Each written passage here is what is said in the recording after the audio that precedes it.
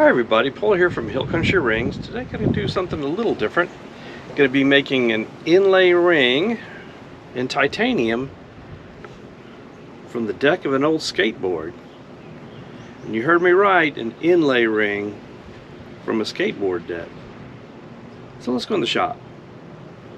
So you're probably thinking, what makes an inlay on using a skateboard deck that hard? Well, a skateboard deck is actually multi-layers of basically it's like plywood that's been squished together and bonded together with different colors in it, but it cuts good. I can drill it good, I can turn it fine, but one thing you really can't do with this is break it and then put it around a inlay core and put it back together where it looks right. So that's why I really haven't been able to do a inlay ring using a skateboard deck, but gonna try it using a two-part inlay ring. So what I'll do is I'll go ahead and bore this guy out, get him fitted, and then fit the core around him and squish it together. So this is my first try with a two-part inlay core. I really haven't tried these. I've seen them, a lot of people use them. I think they're probably easier to use than the process I use for inlay, but I'm not sure about it because it's going to leave a little bit of a line on the inside, or a seam. So, but we're going to check it out and try and see what happens. So let's go ahead and we're going to cut this guy up and get a little piece that I can use, put on the lathe, and bore him out so he'll fit this core.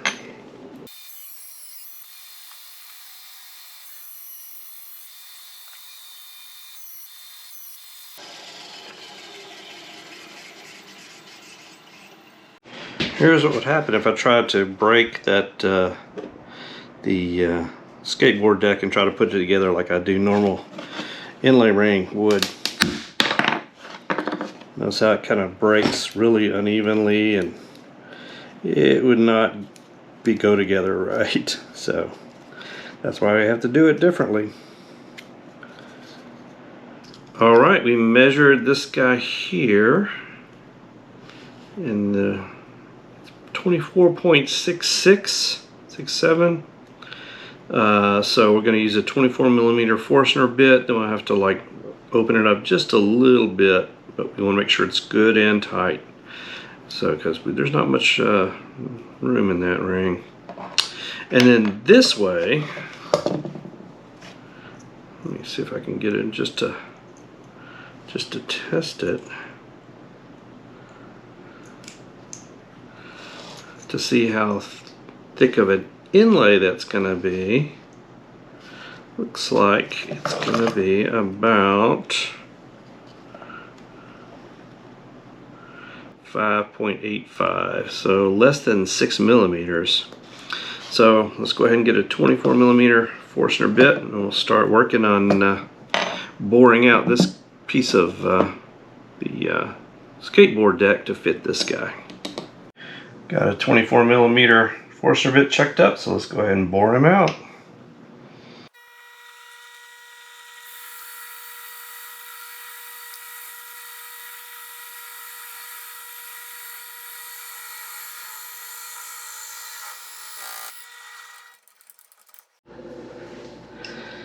Looks like it almost fits, so we're just going to do a little bit of sanding, not even going to use a boring bit.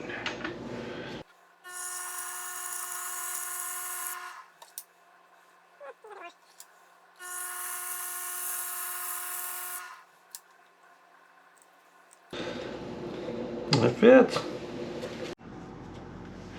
Now we want to trim him this way at 5.3 millimeters.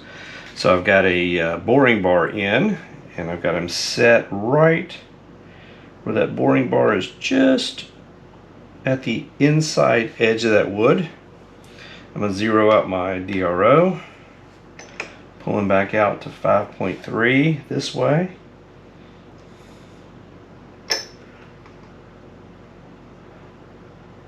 Alright, now I'm going to go ahead and lock him down so he doesn't move around.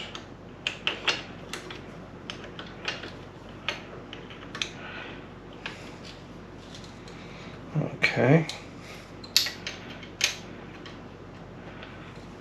Now I will turn him and pull that boring bar in, and that will cut that wood so it's 5.3 millimeters wide.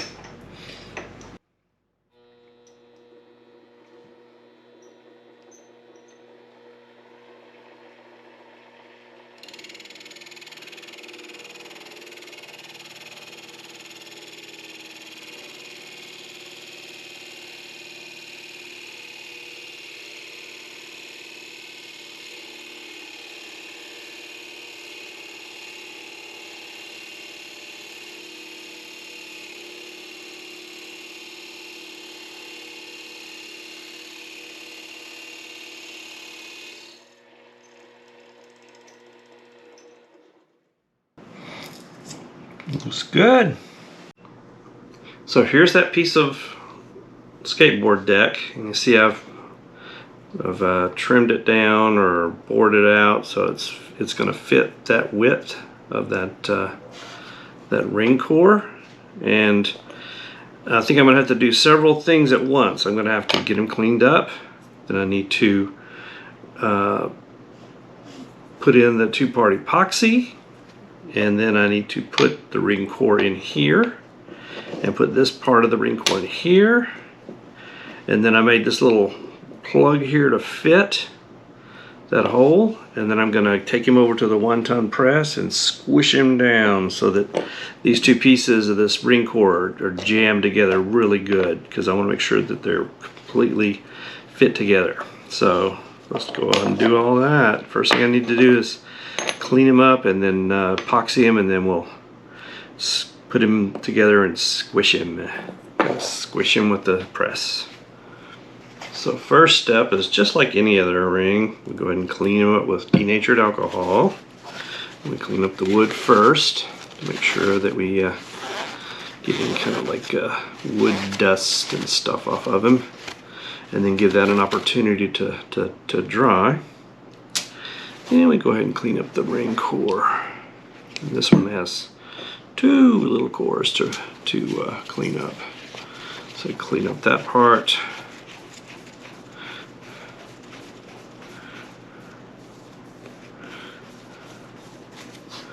And then we clean up this one in here.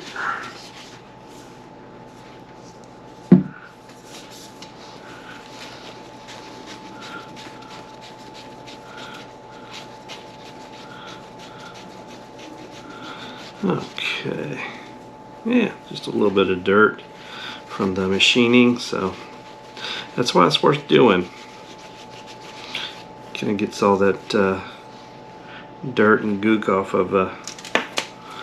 of the ring core. I do want to just give him a little bit of put a few little scratches on him. I don't think that's going to make much of a difference since this is not, we're not actually cutting that wood open, but see if we get some little scratches there just to make him bond a little better, just on the outside of this bigger piece. Alright, now we're going to mix up our 2-part epoxy.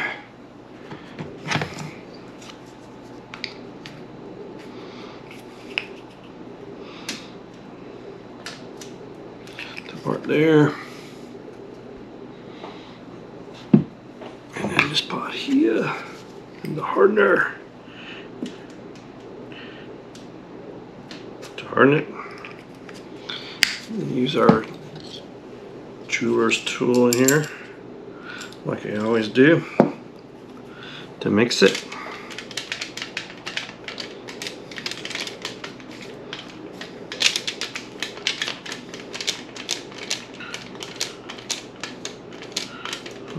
Okay.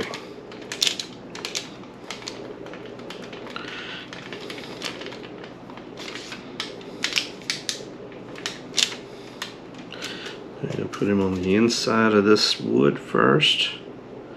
The skateboard deck. Let that soak in there really good.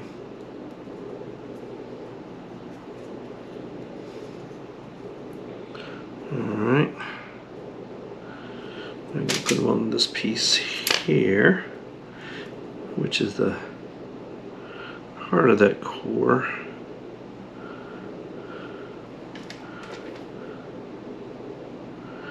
I just put a good layer all the way around.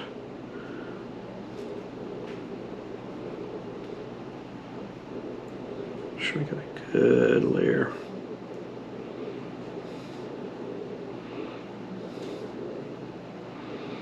Okay. And then this one, there's just like a little bit there. And also right here where it bonds together, this is, since it's a two-part core, this part has a little shelf that goes inside this other part. And so we put a little bit of epoxy on there so that they will bond together. I don't think it's going to come apart once we do this. Once we do this, I think he is stuck together permanently. Alright. So we got him on there. But we want to make sure we get him squished together, so that's where we're going to use the press. Alright, power of the press. So we go ahead and put this guy, put that one in here. And he goes all the way in. There we go. And then this guy here, he fits there. Alright. Now let's take him over to the press and we will squish them together. Alright, there's that ring core. Put this little block in there that fits in that hole. And then we just bring down the press. Make sure he's centered up. And squish him down tight. Okay. That's all it's going to take. And he is together. Alright, now we just let him cure. Now while it's curing, I did just clean him up just to see how that seam's looking. And it does look like it's, you can see the seam, but it's not bad. And you're probably wondering how much pressure I really put on this thing. Well, this is rock maple here, and it pretty much squished that wood. So I gave him some pressure. You know, that's a 1-ton press, so I'd say I gave him probably half of that full press. So probably about 500 pounds of pressure to push that together. Now we just let it cure. Well, it's the next day, and this two-part epoxy is all cured. So we're going to go ahead and cut around here some of the excess. Going to put it on a lathe and turn it. Then we'll sand it, get it nice and flush. Then we'll do the finish, polish, just pretty much what we do with the ring. So let's go ahead and get that started.